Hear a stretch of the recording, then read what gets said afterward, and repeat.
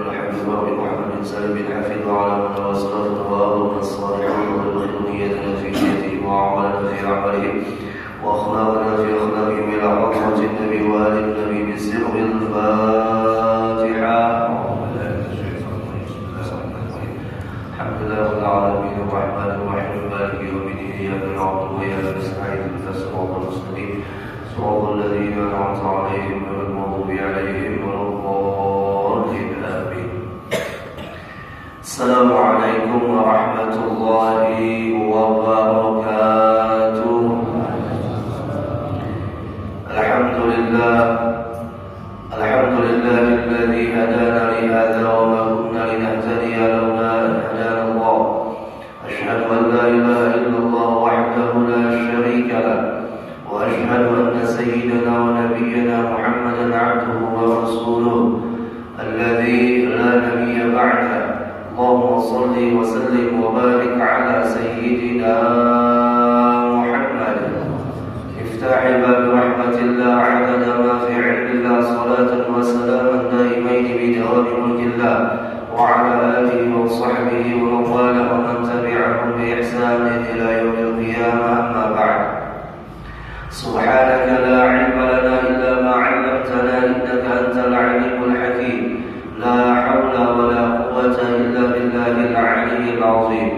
نويت التعلم والتعليم والتدبر والتذكير والنفع والانتفاع والإفادة والاستفادة والحث على التمسك بكتاب الله وسنة رسول الله صلى الله عليه وسلم والدعاء إلى الهدى والدلالة على الخير ابتغاء وجه الله ومرضاته وقربه وثوابه.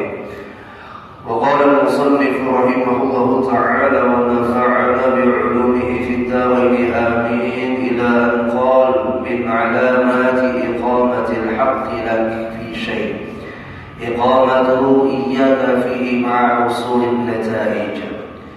الإمام الشيخ أحمد بن محمد بن عطية السكندري رحمه الله تعالى beliau mengatakan di dalam kalam hikmahnya min alamati iqamatil haqqi laka fi syai', di antara tanda-tanda Allah menetapkan bagimu pada sesuatu iqamatuhu iyyaka, di mana Allah menempatkanmu fihi padanya ma'a husulin nataij, yaitu bersamaan dengan hasilnya natijah, hasilnya faidah atau keberuntungan yang didapat.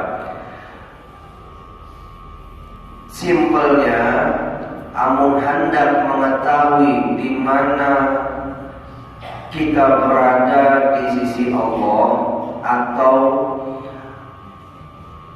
sedekat apa hubungan kita dengan Allah, maka lihatlah di mana Allah menempatkan kita. Allah menempatkan kita pada akhirat ataukah pada dunia akhirat ataukah pada dunia saja. Idza syaghalat bit ta'at fa'lam annahu qurbak. Apabila Allah menyibukkan, maka ketahuilah, apabila Allah menyibukkan pada ketaatan, maka ketahuilah sesungguhnya Allah itu mendekatkanmu kepadanya. Namun sebaliknya, idza syaghalat bid dunya fa'lam annahu ab'adak. Apabila Allah menyibukkanmu dengan urusan dunia melulu, maka ketahuilah sesungguhnya Allah menjauhkanmu darinya. Jadi lihat kesibukan kita.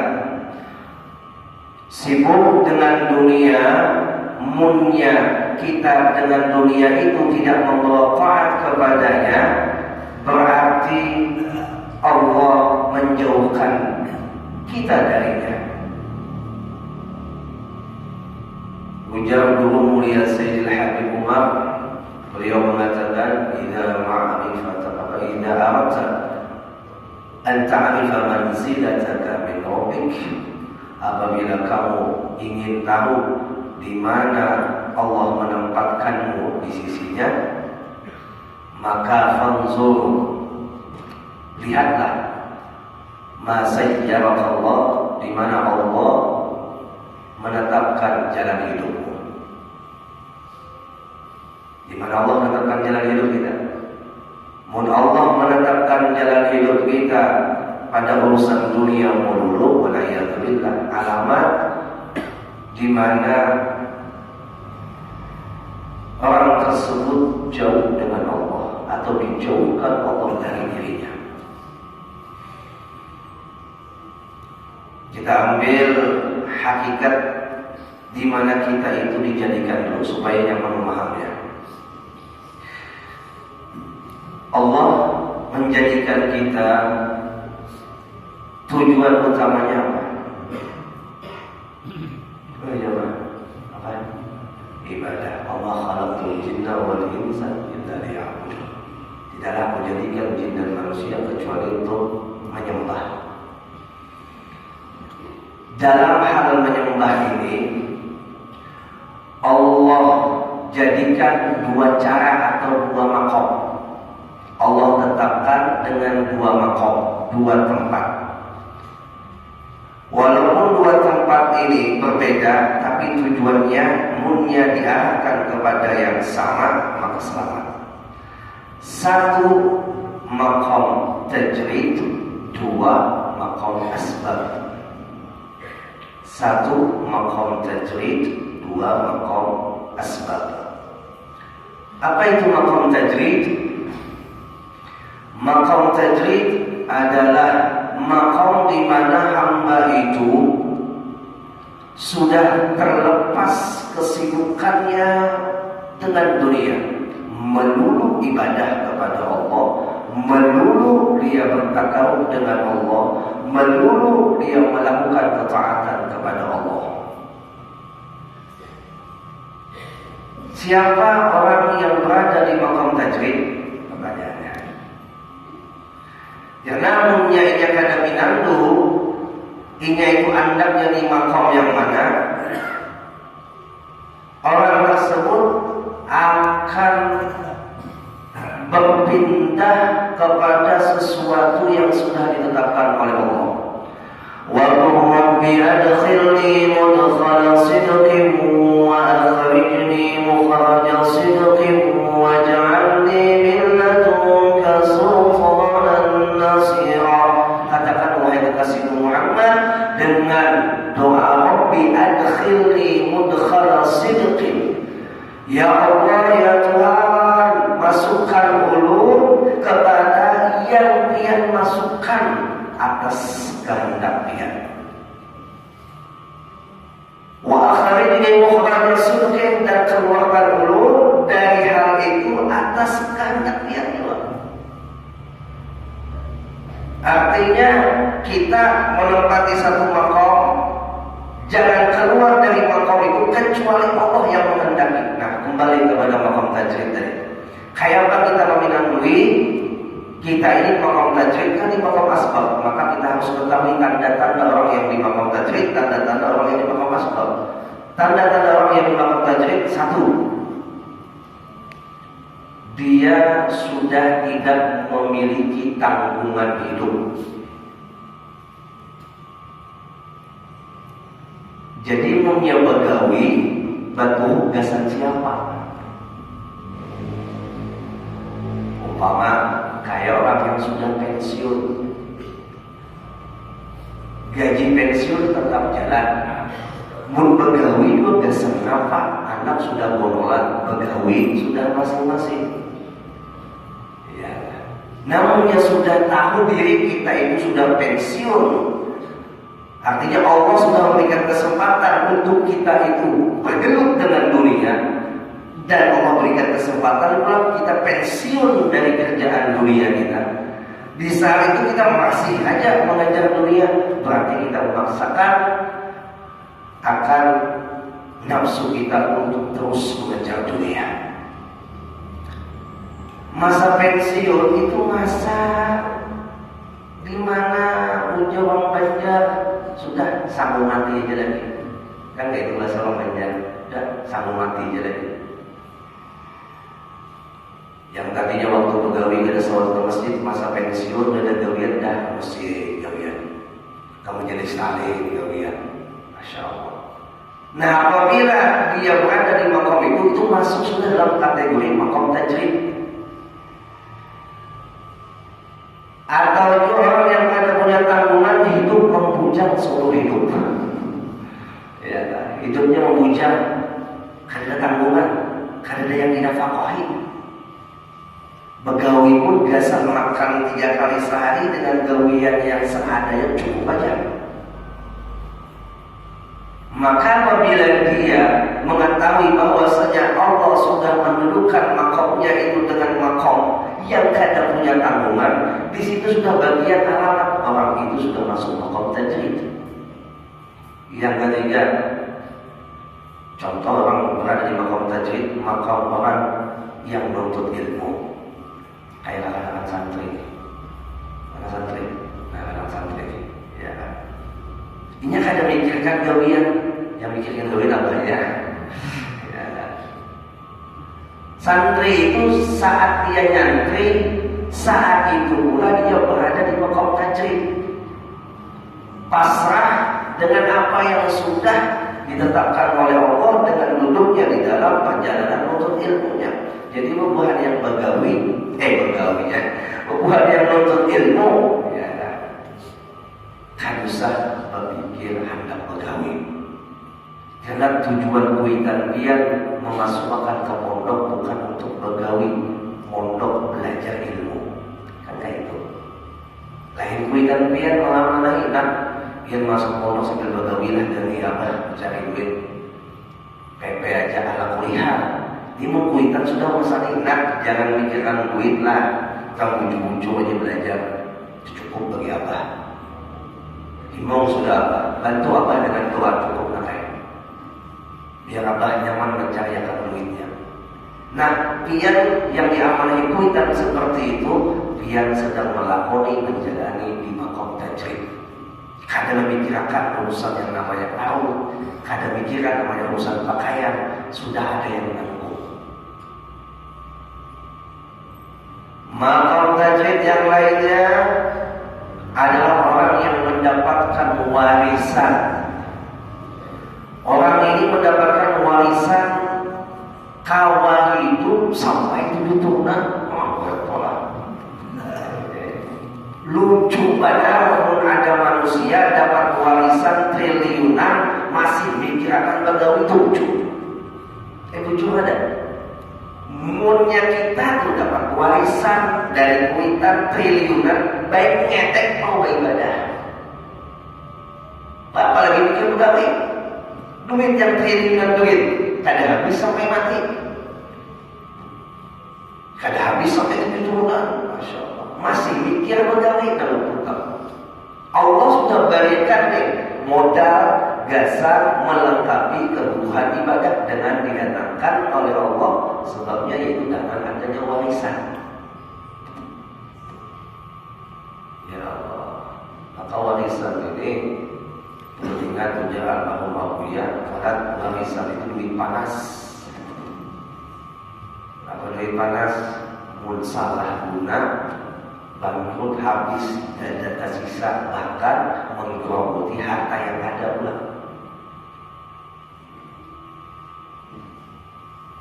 Yang diisi warisan, yang dapat warisan, ya, mun salah pengguna, menyakiti hati yang mewariskan, maka duit warisan tadi atau harta warisan tadi akan menjadi kecelakaan, kebinasaan dan kenistaan buat orang yang mewarisi itu.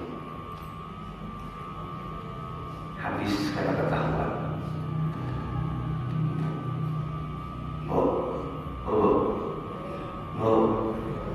Kemudian baru meninggal.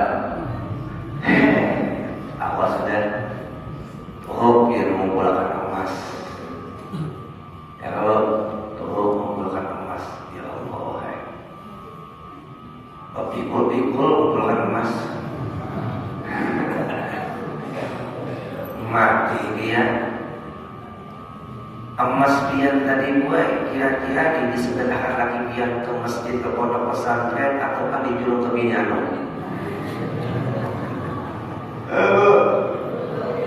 Yuk pikirkan pian. Laki sudah pukul-pukul. Lakiannya pula menyimpan duit sing banyakan. Ya kan. Ada pernah sempat bersedekah, apalagi berzakat. Berzakat ke sekolah, apalagi bersedekah, apalagi punya baca. Hari-hari kejar dunia, siang malam begawi mengumpulkan duit dan boy mati.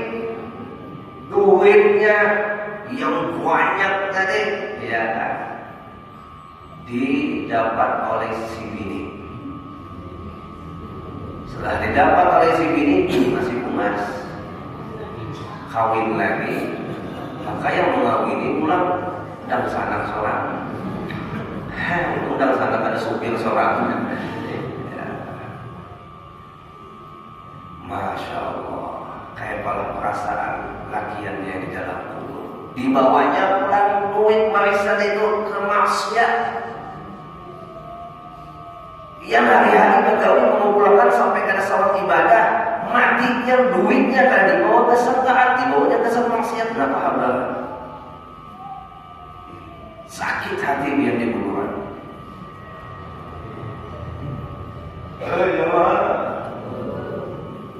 Yang mendapat warisan pula, ya kan, jangan kayak waring turun ke kaca. Hanya meninggal kuitan, baru lagi menyerah, sudah dihabiskan tukang ini, luka itu. Ya Allah.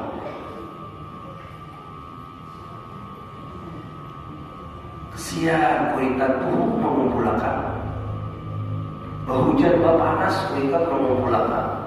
Meninggal kuitan, seorang dapat warisan baru dibawa berjalanan kadang ngaruan, dibawa maksiat kepada Allah.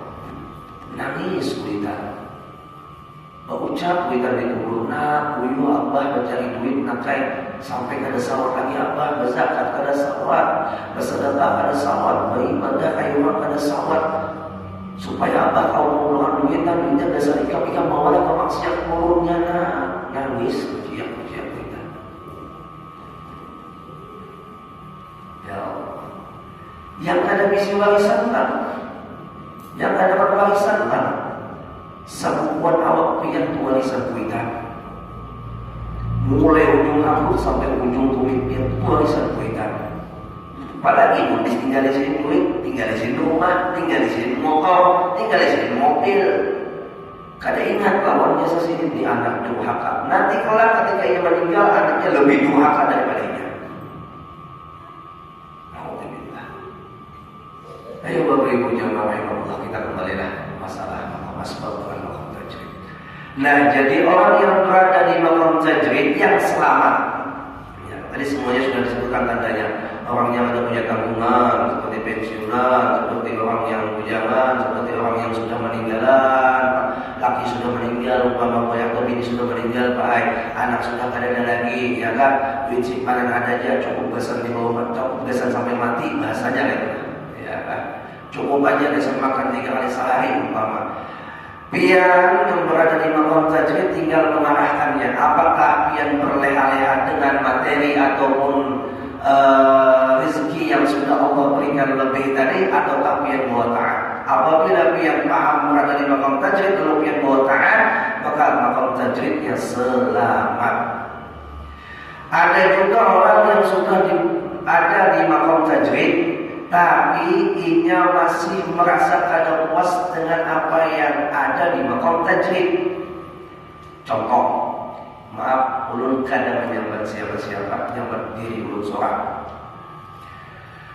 Umpama kayak guru, ustaz atau pengajar ilmu agama yang sudah diamanahkan oleh Allah pondok pesantren umpama, atau majelis taklim umpama, ya, atau lembaga-lembaga keagamaan seumpama, datang orang yang menawari bisnis. Ustaz, bisnis Ustaz atau galak lancar, ya kalau bisnis biar kita pendapatan baik yang bisnis ini, bisnis, wah.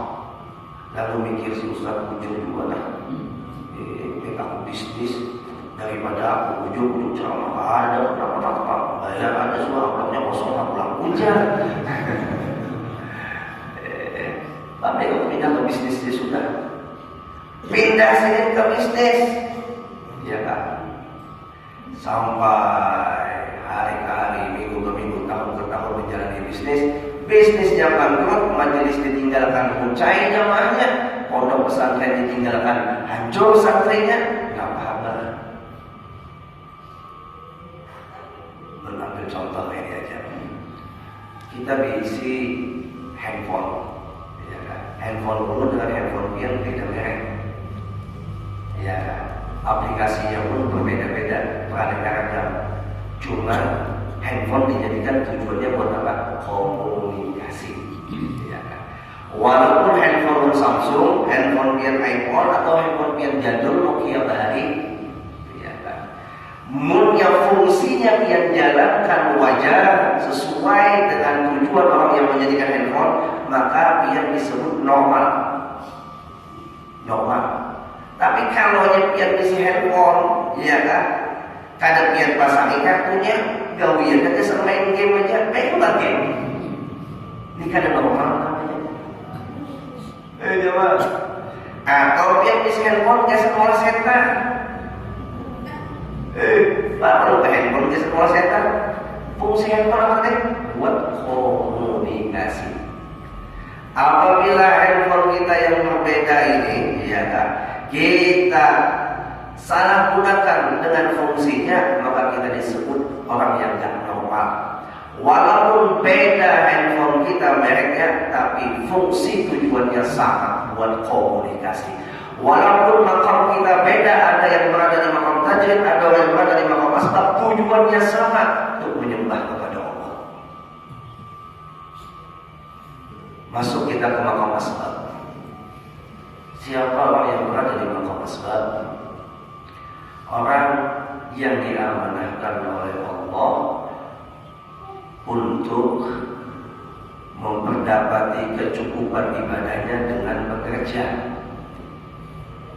Yang satu tadi, dia sudah dicukupkan oleh Allah untuk mendapatkan atau mencukupkan sarana prasarana ibadahnya.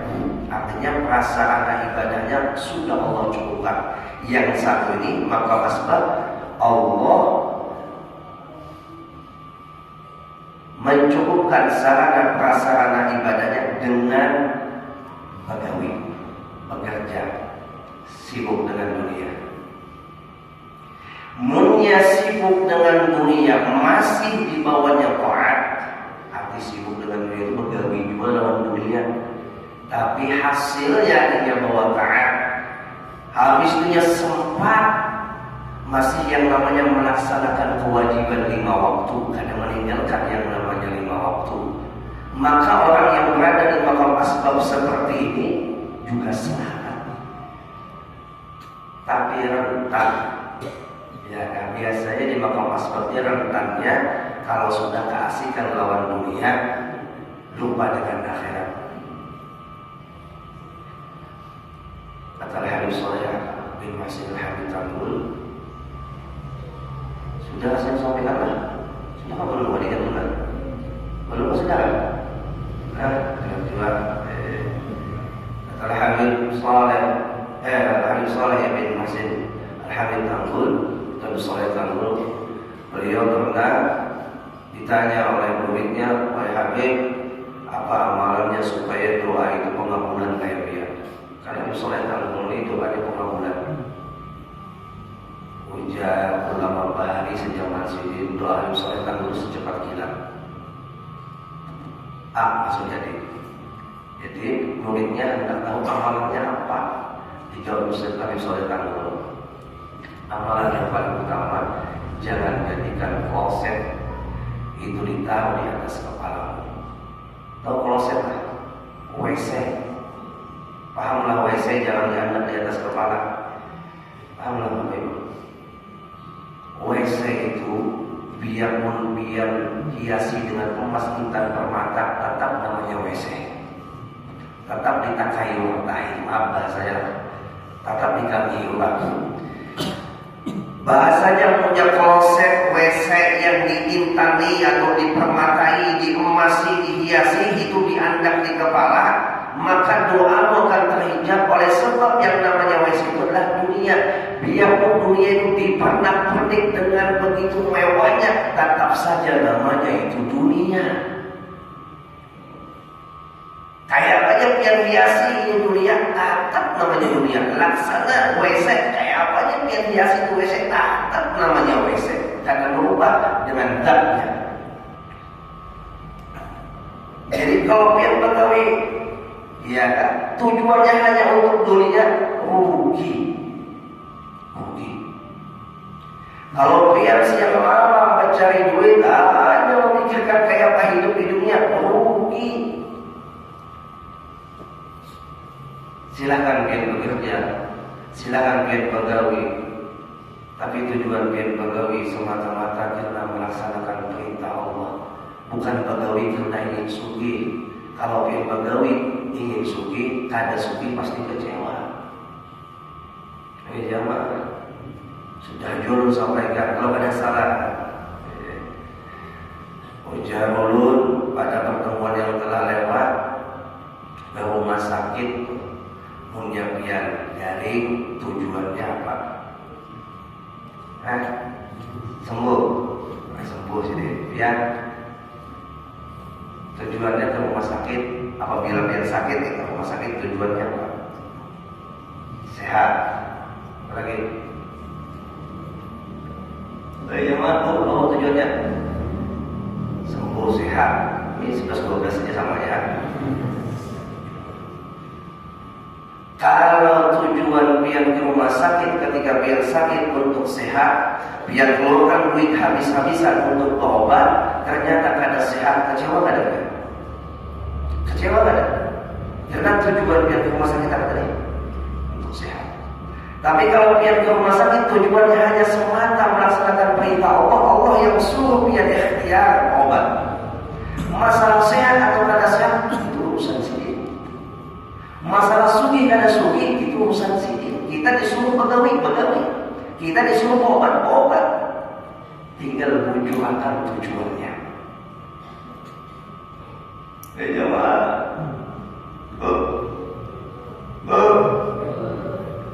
Mungkin tuh dia sendiri tujuannya kesananya laki-laki dapat pahala. Dapat pahala. Ternyata pas biaya sekarang biar tidak senang ya. Kalau ujar lagi pihak doa, baik, menor, ujar kayak begitu. Kalau dia jawab lagi pihak, ulun yang bayi sendiri malakan apa ujar Nabi. Bayiaslah bercantik-cantiklah untuk suami di rumah. Kalau dia kada suka, kiranya apa yang dia suka. Tujuan dia nanti menjalankan perintah siapa? Nabi Muhammad untuk mencantik-cantik di mana? Di hadapan suami. Masalah suami biar senang kada senang, ya kan? Apabila lihat dia itu sejalan dengan perintah Allah, sejalan dengan kesunahan yang disunnahkan oleh Rasul, maka dia sudah dapat poin 1 pahala menjalankan sunnah Rasul. Dan andai kata lagi yang kada senang dengan hiasan dia, mungkin bukan salah hiasannya, bukan salah bercantiknya, cara bercantiknya mungkin yang diinginkan lagi dia tidak sesuai. Umpama yang hijaunya jangan tebal, hijau ya Allah, ya Allah. Sekali kena berikat.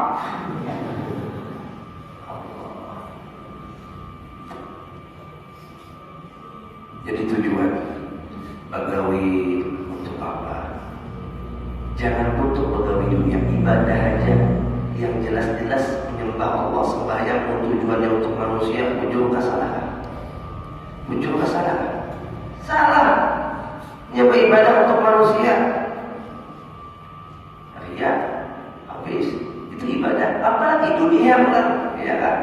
Tujuannya salah pula, makinnya itu boleh salahnya. Yang ibadah aja, yang akhirat aja, kalau tujuannya salah jadi salah.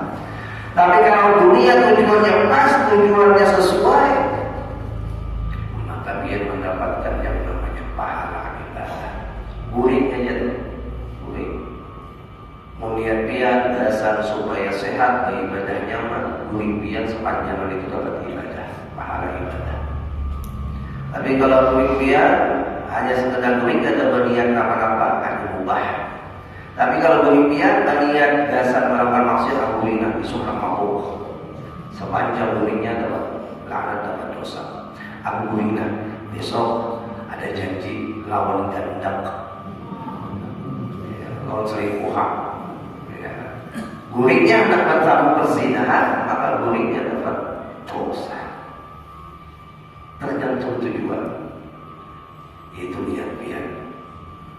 Nah, orang yang berada di makam asbab, Bapak Ibu jamaah rahimakumullah, dia jangan jual hendak pina musti berpindah ke makam tajrid. Melihat tuan guru, melihat orang-orang yang berada di makam tajrid nyamannya situ je, duduk di persahabatnya, duit datang. Masya Allah, diantara makanan rumah, baju pada sawah duka ditukarkan orang, anak rumah ditulangkan orang, anak bini dipilihkan orang. Nah, itu kan? Santai-santai jangan lihat kayak itu untuk ilmu lain. Si yang berada di makam asbab ini melihat keadaan yang berada di makam tajrid kayak itu, lalu dia berpikir, udah aku tinggalkan aja gawian, tinggalkan aja gawian. Padahal waktunya bergawi sudah nyaman, duitnya kau gasan nyekolahkan anak, kau gasan terima kali bini, kau gasan kendaraan pulang ke masjid, kau gasan pulang umroh, kau gasan pulang haji, ya kan? Tapi karena inya tadi menilik orang yang berada di makam tajrid, lalu hendak pindah ke makam tajrid. Padahal belum masanya dia berada di makam tajrid, pindah dia ke makam tajrid. Akhirnya hari berganti hari, minggu berganti minggu, sampai bulan berganti bulan. Doa juga kayak ustaz, bahkan doa ustaz dibacanya juga, amalan ustaz diamalkannya juga. Sekalinya karena apa-apa, ada orang mencari baju, ada orang mencari makanan, ada orang mencari duit. Yang ada apa? Duit yang ada habis, kata jual. Di situ rumah kesandakan, tanah habis terjual.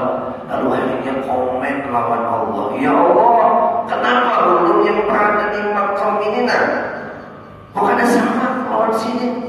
Sini tuh berada di makam ini nyaman, belum kenapa kada nyaman? Lain makamnya Allah punya Tuhan, lain makam kita. Mungkin kita tuh diberikan makam yang beda-beda, tapi diingat tujuannya sama-sama. Walaupun biar berada di makam asbab, jangan kecewa dengan makam itu. Biar pun mendapatkan pahala seperti pahala orang yang di makam tajrid. Kalau biar menggunakan gawian biar di jalan yang benar, tujuannya bergawi benar, habis itu cara bergawinya juga benar, maka biar juga digolongkan golongan wali yang disebutkan di dalam hadis Nabi At-Tajirus Saduq, itu pedagang yang jujur nanti akan dikumpulkan kelak para nabi, wasyuhada, wassalihin. Orang yang di masa hidupnya berdagang dengan jujur, kelak dikumpulkan dengan perkumpulan para nabi, para syuhada, para salihin. Ayo, mun yang berdagangnya jujur, ini jadi wali. Ini bisa mendapatkan makam wali dari dagangannya, tapi caranya yang jujur. Yang duduk di persahabat niatnya salah, ada apa-apa. Di hikam ini juga disebutkan berupa bahasa Arabnya, bahasa hikamnya, bahasa Arabnya cuma maksud daripada perkataan lima itu begini. Orang yang berada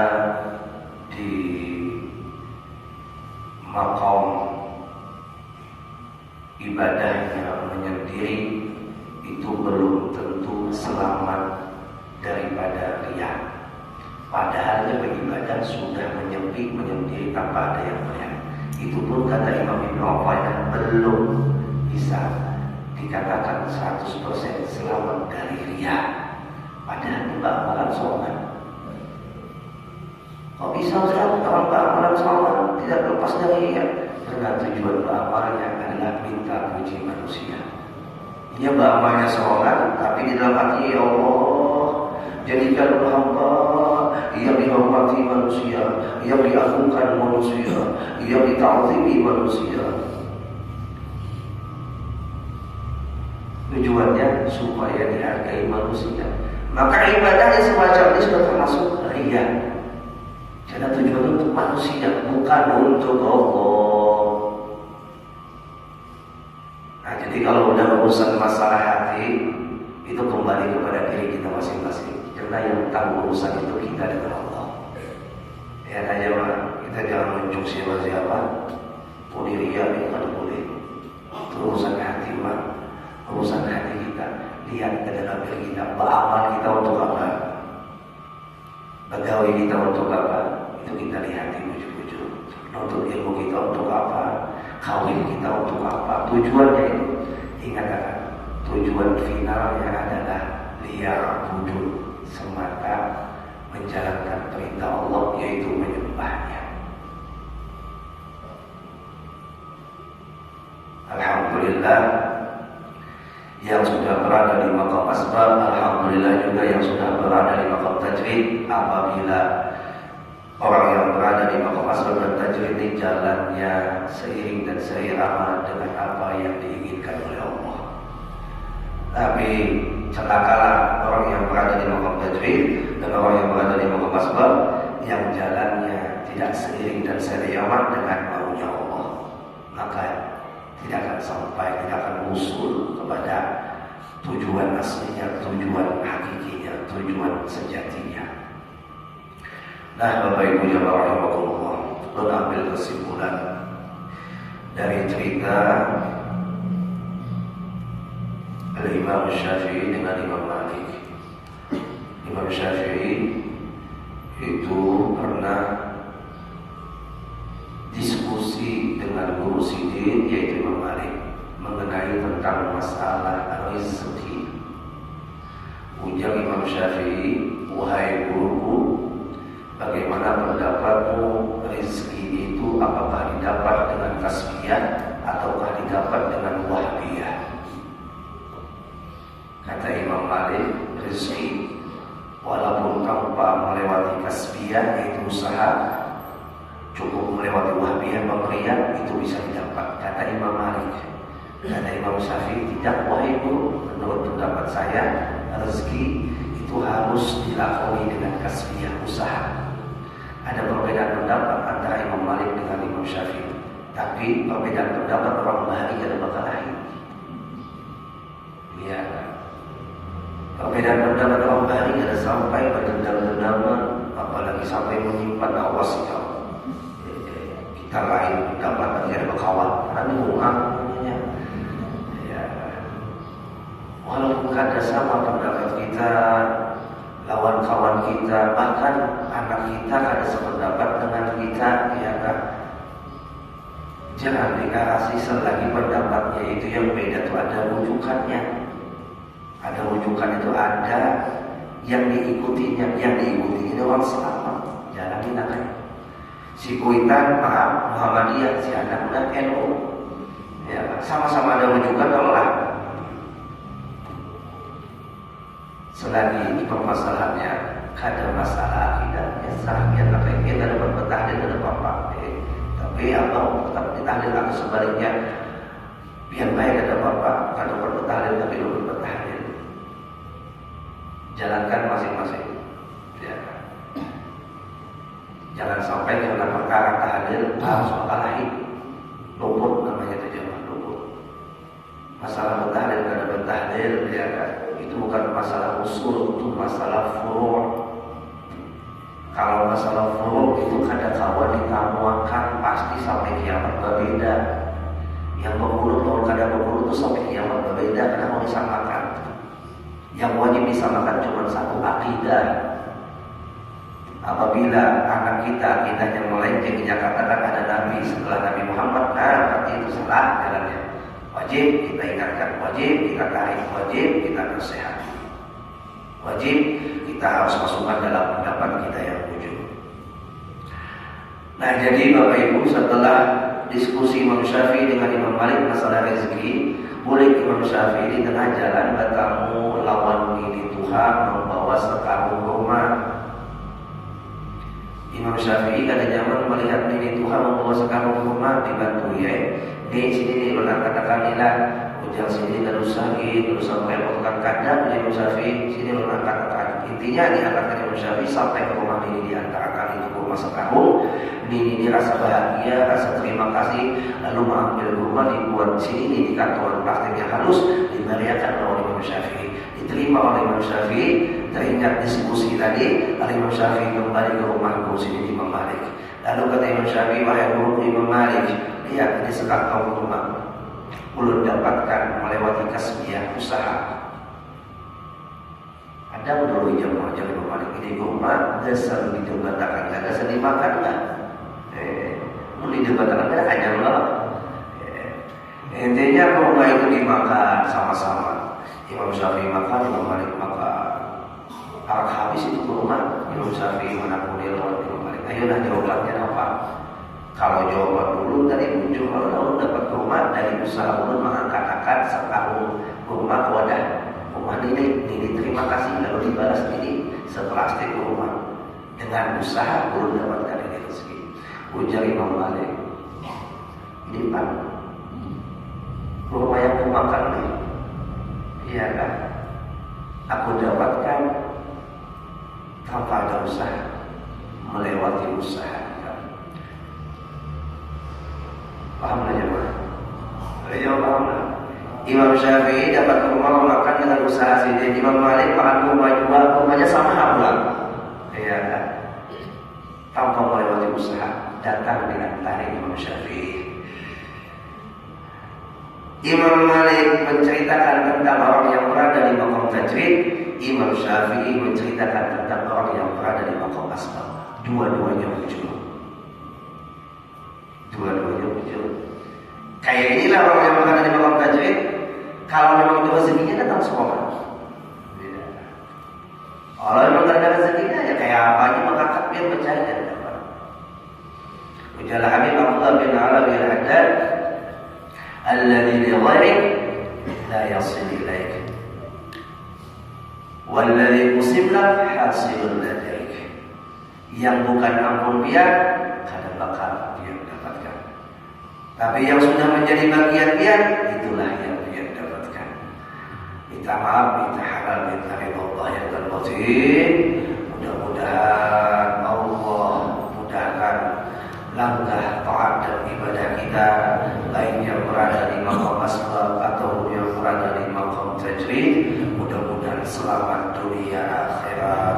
Asyhadu an la ilaha illallah, astaghfirullah, nas'aluka al-jannata wa na'udzu bika minan nar. Asyhadu an la ilaha illallah, astaghfirullah, nas'aluka al-jannata wa na'udzu bika minan nar. Asyhadu an la ilaha illallah, astaghfirullah, nas'aluka al-jannata wa na'udzu bika minan nar. Allahumma innaka 'afuwun tuhibbul 'afwa fa'fu 'anna.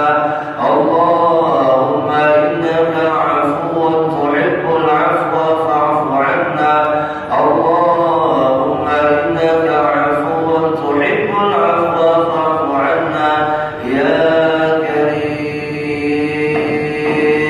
Allahumma waffiqna li siyami syahr Ramadan wa qiyam layalihi wa ja'alna fihi minal maqbulin. Sallallahu ala sayyidina Muhammadin wa ala alihi wa sahbihi wa sallam. Alhamdulillahi rabbil alamin. Taqabbalallahu minkum.